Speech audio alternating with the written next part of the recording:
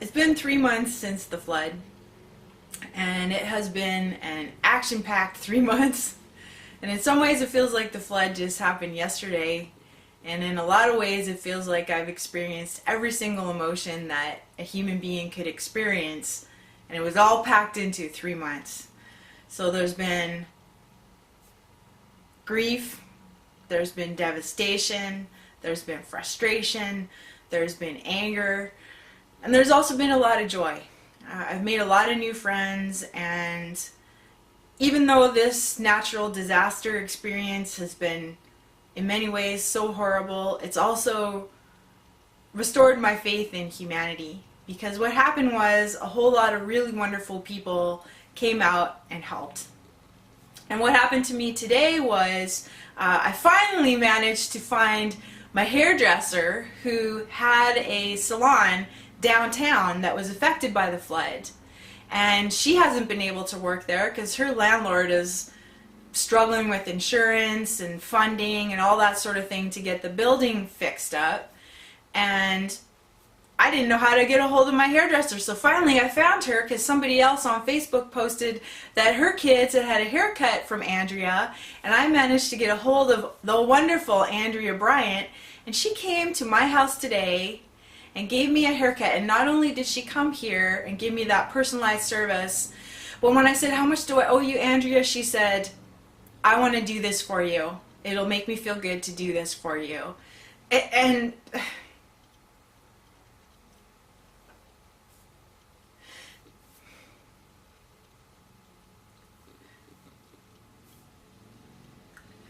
it seems like such a small thing,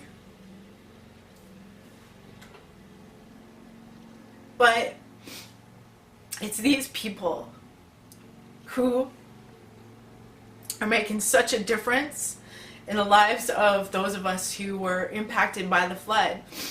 And it's all these sort of things that have been happening that have made this, you'd never guess that going through a natural disaster could be such a life-affirming event. It's made me feel alive.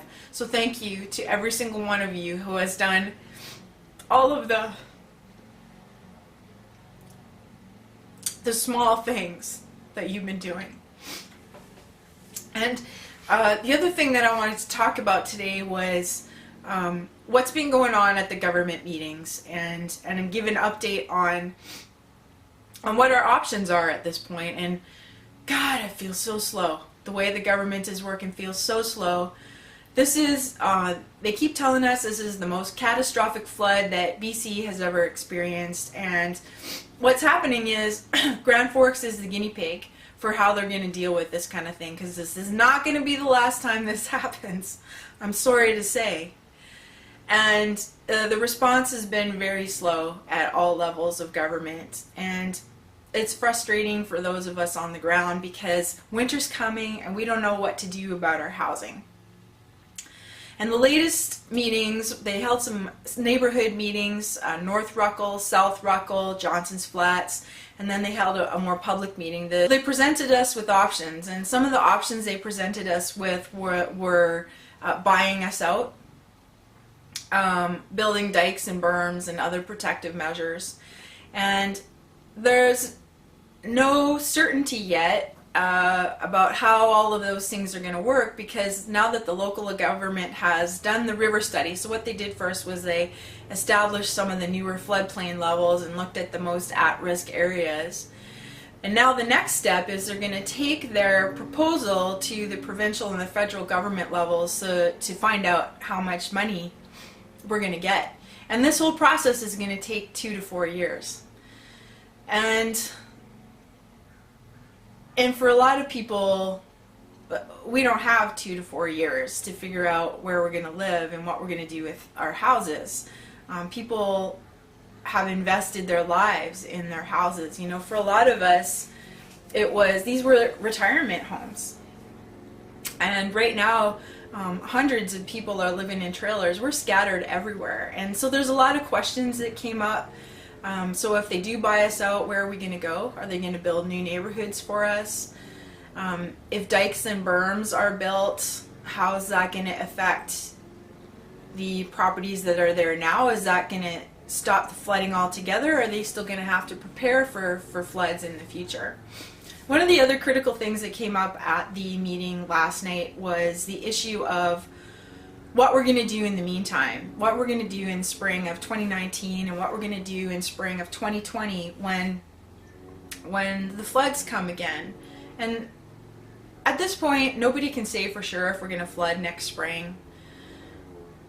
But we knew that we were going to flood in the spring of 2018 because the government stats were there. And when I brought that up, and what happened this year was, because I flooded in 2017, in February of 2018 and March of 2018, I was watching the snowpack levels, I was watching the data on the river levels, and I was watching how the 2017 levels were here and the 2018 levels were rapidly going up here. So there were charts that were showing those river levels rapidly going up. And so I started calling the RDKB, the Regional District of Kootenay Boundary, to find out how they were going to help us this year, because we needed to start sandbagging before it happened. And what I was told was, well, we can't request resources and funding from the provincial government until a state of emergency is declared. And that state of emergency doesn't get declared until the flood has already happened. So my question at that meeting last night was, how do we change this? How do we get the resources and put in the temporary preventative measures like sandbagging and temporary dikes for 2019 and 2020? How do we get that in place before the flood happens this time? And one of the directors of the regional districts actually said, well, we don't have a crystal ball and there's no way we can predict if this is going to happen. And this happened so quickly this year, we didn't know it was going to happen. Well, I knew it was going to happen, and all I had to do was Google the statistics. And I was calling them, and I was warning them, and I was posting on social media too. It's their charts. So I'm kind of wondering what the heck that woman was talking about, because it's all public information. We can tell when there's a very, very high likelihood that a flood is going to happen. In fact, some of their charts were predicting that higher levels in 2017 were going to happen. So the predictions were there.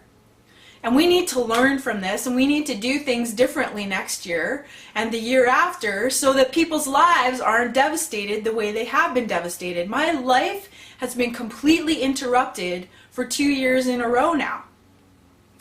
And this can't keep happening. Our economy has been disrupted. And so people in government have to be held accountable. And there can't be any more excuses, especially bullshit excuses, that aren't even true. We can tell when it's going to flood. And that's when you guys, local government and provincial government, has to use the money that we're paying you guys through taxes to take preventative measures so that you guys aren't paying however many times more money after the fact to deal with damages. It's going to cost a lot less money to prevent this from happening than it will cost to cover the damages that happen after the fact. So let's be smart, let's learn from it, and let's do better next time.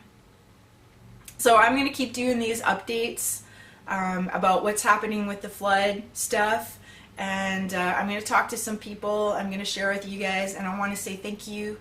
Thank you all so much for supporting us. It chokes me up when people like Andrea come along and do genuinely lovely things. It really made a difference. I hadn't had a haircut for 4 months, and it felt really good to chop the mane. So thank you so much. I love you guys.